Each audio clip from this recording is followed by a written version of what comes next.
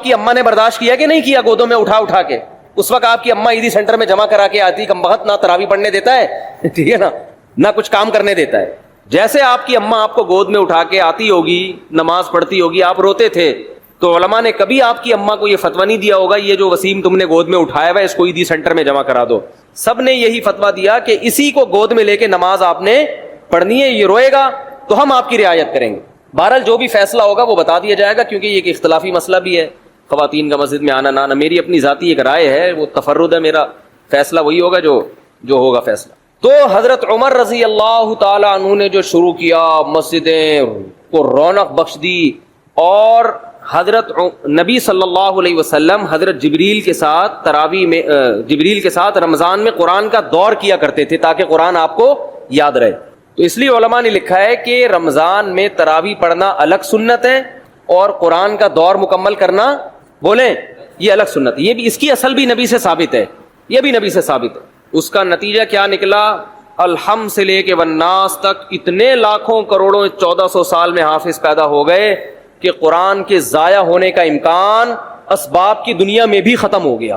اتنا پڑھا جا رہا ہے، اتنا پڑھا جا رہا ہے. آج دیکھو، کل بلکہ جیسے ہی چاند نظر آیا ہوگا، پوری دنیا میں مسجدیں آباد ہوئی کہ نہیں ہوئی، حرم میں، اور پوری دنیا میں قرآن پڑھنا شروع. دنیا میں کوئی کتاب ایسی ہے جس کو اللہ نے اتنی عزت دی؟ تو میرا مائک صحیح نہیں ہے، مجھے آج بولنے میں بڑی تکلیف ہو رہی ہے. کل تک صحیح نہیں ہوا تو آپ خراب ہو جاؤ گے، یہ بتا دو. کل تک اگر مائک صحیح نہیں ہوا تو مائک ٹھیک ہو یا نہ ہو یہ خراب ہو جائیں گے، آپ نوٹ کر لیں، ٹھیک ہے نا. تو جب چیخنا پڑتا ہے نا تو میرے پھر دماغ پہ زور نہیں ہوتا کہ کیا بولنا ہے، پھر گلے پہ زیادہ زور ہوتا ہے. جب انسان کمفرٹ ہو کے بات کرتا ہے نا تو اس کے دل میں نکات بھی آتے ہیں، زبان بھی کھلتی ہے، علمی باتیں بھی ہوتی ہیں، نصیحت کی باتیں بھی ہوتی ہیں. اور آواز ہی نہ آ رہی ہو، چیخنے پہ زیادہ زور لگا ہوا ہو تو ساری انرجی تو چیخنے پہ خرچ ہو گئی نا، سوچنے پہ تو خرچ ہی نہیں ہو رہی. تو بغیر سوچے جب کوئی بولے گا ڈھنگ کی بات کرے گا، وہ کہاں کرے گا ڈھنگ کی بات؟ تو ابھی میں بغیر سوچے بول رہا ہوں. خیر پھر بھی کوشش کر رہا ہوں سوچ کے بولوں. تو بات آج تھوڑا مختصر بیان کر لیتے ہیں. تو یہ دنیا کی واحد کتاب ہے جسے اللہ نے اتنی عزت دی ہے، اتنی عزت دی ہے کہ آج بھی دنیا میں کسی کتاب کو اس کا 1000واں حصہ بھی عزت نہیں ملی. 1000واں حصہ بھی. آج اگر کوئی غیر مسلم پوچھتا ہے کہ تمہارے پاس کیا دلیل ہے کہ یہ اللہ کا کلام ہے، ہم اسے کہتے ہیں بتاؤ قرآن مجید کی جو عربی ہے نا، یہ 1400 سال پرانی زبان ہے. اللہ نے اس قرآن کی حفاظت کے لیے صرف حافظوں کو پیدا نہیں کیا بلکہ اس زبان کو محفوظ کر دیا جس زبان میں یہ قرآن نازل ہوا ہے. آج سے 1400 سال پہلے کی کوئی زبان اب محفوظ نہیں ہے، اور عربی اتنی زبردست محفوظ ہے کہ جو الفاظ صحابہ، تابعین اور عرب کے نبی سے 40 سال پہلے کی عربی میں جو الفاظ استعمال ہوتے تھے نا، وہی الفاظ آج عربی زبان میں، وہی اردو زبان میں، بہت سے ان میں سے فارسی زبان میں، بہت سے انگریزی میں استعمال ہو رہے ہیں. دنیا کی واحد زبان ہے جو دوسرے زبانوں سے الفاظ لینے کے بجائے اپنے الفاظ دوسری زبانوں کو ادھار دے رہی ہے. وہی الفاظ استعمال ہو رہے ہیں. 1400 سال پہلے، بلکہ اس سے بھی پہلے، عربی میں پانی کو ماں کہا جاتا تھا. آج بھی کیا کہا جاتا ہے؟ ماں. ڈاکٹر محمود غازی جو ہے نا، ایک بہت بڑے اسکالر گزرے ہیں، بڑے خاندانی اسکالر، اللہ ان کی قبر کو نور سے بھر دے. بڑا تحقیقی کام کیا انہوں نے لکھا کہ ایک عجیب بات لکھی کہ دیکھو نبی صلی اللہ علیہ وسلم کے والد اگر زندہ ہو کے آج آ جائیں، 1400 سال پرانا کوئی انسان اگر آج زندہ ہو کے آ جائے جو عربی کے علاوہ ہو، وہ ہم سے بات کرے کسی سے بھی، سمجھ میں آئے گا کیا کہہ رہا ہے؟ بڑے بڑے مورخین بیٹھ جائیں گے، عجائب گھر سے لوگوں کو نکلوانا پڑے گا زندہ کر کے نا کہ یار اس کو سمجھو بول کیا رہا ہے. لیکن انہوں نے کہا کہ رسول اللہ صلی اللہ علیہ وسلم کے والد اگر آج زندہ ہو کے آ جائیں، حضرت عبداللہ، اور آج وہ ہم سے ہم کلام ہو، کوئی بھی بات کریں، دنیا کے 20 ملک کے کروڑوں عوام اس کو سمجھے گی. ایک ملک نہیں، 20 کے قریب ملک ہیں جن کی زبان عربی ہے. وہ 20 ملک کے لوگ ان کی زبان سمجھیں گے، پورا ایک لفظ سمجھیں گے یہ کیا کہہ رہے ہیں، ایک لفظ سمجھیں گے. ایسا اللہ نے عربی زبان کو محفوظ کیا تاکہ یہ قرآن جب لوگوں کے سامنے پڑھا جائے تو لوگ یہ نہ سمجھیں یہ ہماری عقل میں نہیں آ رہا، ہم اس کو سیکھ ہی نہیں سکتے، ہم اس کو سمجھ ہی نہیں سکتے. اور دوسری بات کہ عربی زبان میں بھی مشکل زبان بھی ہے، آسان زبان بھی ہے، لیکن قرآن کی زبان اللہ نے بے انتہا آسان بنائی ہے. میں عجیب بات آپ کو بتاؤں، ہم جب مدرسوں میں عربی گرامر سیکھتے ہیں نا، عربی زبان سیکھتے ہیں، بس آگے عربی میں ہوتا ہے، تو عربی زبان سیکھنے کے بعد سب سے پہلے جو کتاب ہمیں سمجھ میں آتی ہے وہ قرآن. حدیث تھوڑی اور مشکل اور فقہ کی کتابیں اور مشکل, عربی ادب اور مشکل. یعنی آپ اگر کوئی زبان سیکھیں نا تو بہت آسان کتابیں آپ کی سمجھ میں سب سے پہلے آئیں گی نا. ارے آپ نے انگلش سیکھی, ابھی تازہ سیکھی ہے, تو انگلش کی جو پہلی کتاب ہے وہ تو سمجھ میں آئے گی, دوسری جماعت کی کتاب آسانی سے سمجھ میں نہیں آئے گی, کیونکہ آپ نے جمعہ 8 دن تو ابھی انگلش سیکھی ہے آپ نے, تو سب سے آسان کتاب سمجھ میں آ جائے گی آپ کے. تو قرآن اتنی آسان عربی ہے قرآن مجید کی کہ عربی سیکھنے والا طالب علم سب سے پہلے کون سی چیز سیکھتا ہے, کون سی کتاب سمجھتا ہے؟ قرآن مجید. کتنا آسان. الحمد للہ رب العالمین, تمام تعریفیں اس اللہ کے لیے جو تمام جہانوں کا پالنے والا رب. یہ سارے الفاظ اردو میں یوز ہو رہے ہیں. حمد و ثنا ہے کہ نہیں ہے؟ للہ, اللہ کو بولتے ہیں. رب العالمین, رب عالمین کا معنی سارے جہاں. الرحمن, بڑا مہربان. الرحیم, بہت رحم کرنے والا. رحمان رحیم اردو میں استعمال ہو رہے کہ نہیں ہو رہے؟ بہت ساری زبانوں میں استعمال ہو رہے ہیں یہ. ارض کسے کہتے ہیں عربی میں؟ زمین کو. انگلش میں کسے کہتے ہیں زمین کو؟ کیا کہتے ہیں؟ ارتھ. یہ عربی سے آیا ہے انگلش میں, اور بہت سے الفاظ عربی سے انگلش میں گئے ہیں. ایسی زبان کہ وہ تو محفوظ ہے ہی, اس نے دوسری زبانوں پہ اپنا اثر ڈال دیا, دوسری زبانوں کا اثر قبول نہیں کیا اس, ورنہ زبان دوسری زبان کا اثر قبول کر کے تبدیل ہو جاتی ہے. ایسی خاندانی زبان اللہ نے بنایا عربی کو, قرآن کی وجہ سے محفوظ کیا. الرحمن الرحیم, مالکی, مالک کا لفظ اردو میں استعمال ہوتا ہے, مالک کا معنی مالک. یوم الدین, یوم کسے کہتے ہیں؟ دن کو کہتے ہیں نا, یوم سیاہ. الدین, روز جزا. ایاک نعبد, نعبد عبادت سے نکلا ہے, عبادت کا لفظ اردو میں نعبدو بنا دیا نا اس کو, عبادت کا لفظ استعمال ہوتا ہے. تو ایسی زبان کہ اتنی صاف ستھری, اور ایسی. ایک انگریز نے یہ بات لکھی ہے, بڑی خاندانی بات, اس کو نوٹ کر لیں. اس نے یہ کہا ہے, گورے کی بات ہے, مجھے موقع ملا میں اس کا حوالہ پیش کروں گا, کہ اگر کوئی شخص یہ چاہتا ہے کہ لوگ اس کی تحقیق سے 1000 سال بعد بھی اس طرح فائدہ اٹھائیں جیسے آج اٹھا رہے ہیں, تو وہ کتاب اگر لکھنا چاہتا ہے تو ایسی کتاب میں اس کے لیے عربی کے علاوہ اس کے پاس کوئی آپشن نہیں ہے. نہیں آ رہی بات؟ یعنی آپ یہ چاہتے ہیں نا کہ آپ کی کتاب 1000 سال بعد بھی لوگ سمجھیں, تو عربی زبان کے علاوہ کسی اور کتاب میں آپ کسی اور زبان میں آپ ایسی کتاب نہیں لکھ سکتے.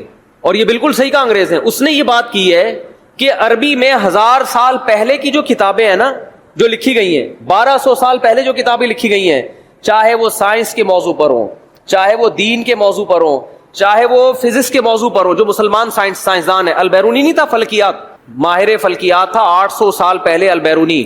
اس نے کرو ٹریگنومیٹری کی بنیاد رکھی ہے. جتنی کرو ٹریگنومیٹری ہے نا آج گورے جو استعمال کرتے ہیں, یہ ساری البیرونی سائنسدان کی ایکویشنز ہیں.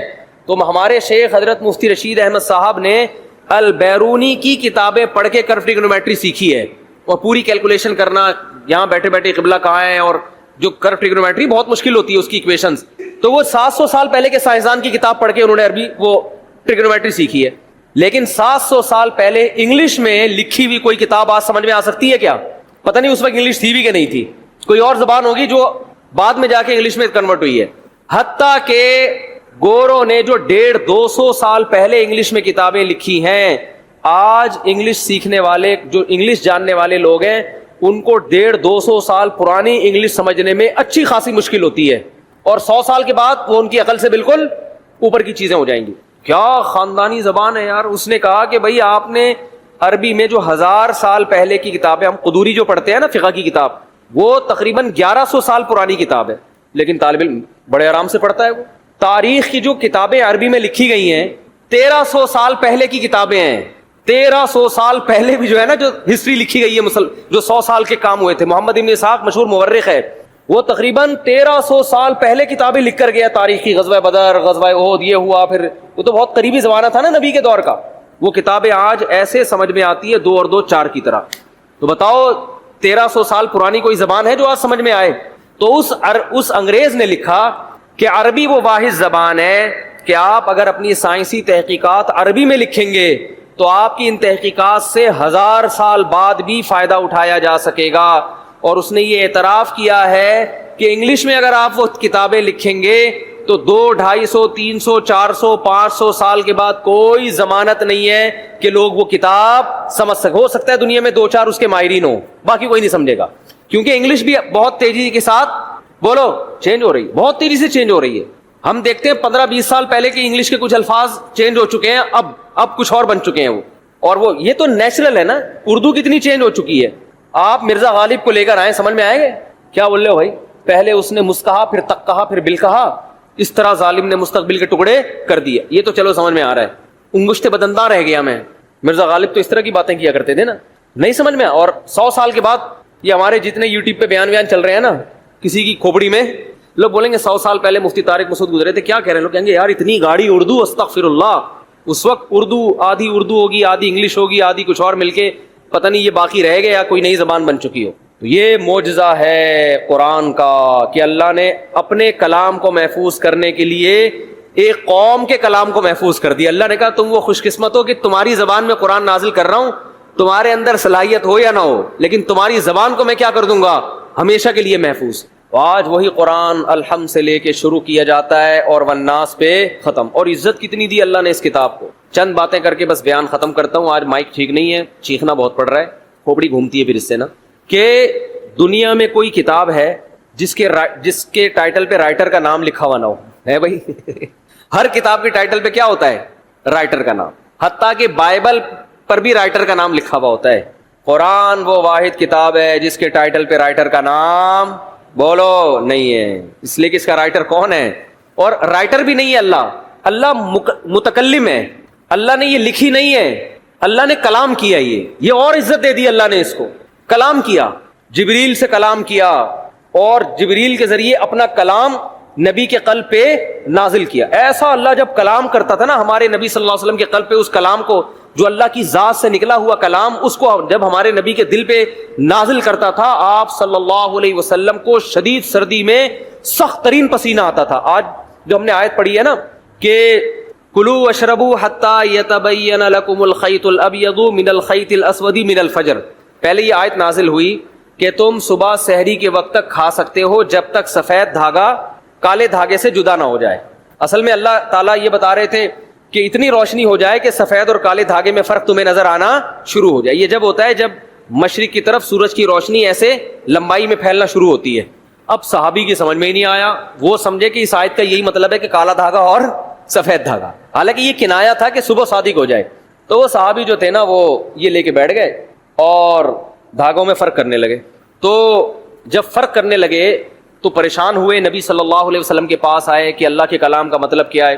تو آپ صلی اللہ علیہ وسلم پر اللہ نے ایک لفظ نازل کیا چھوٹا سا, کلوا واشربوا حتی یتبین لکم الخیط الابیض من الخیط الاسود, کہ رات یعنی کالا دھاگا سفید دھاگے سے جدا ہو جائے یعنی فجر کا وقت ہو جائے.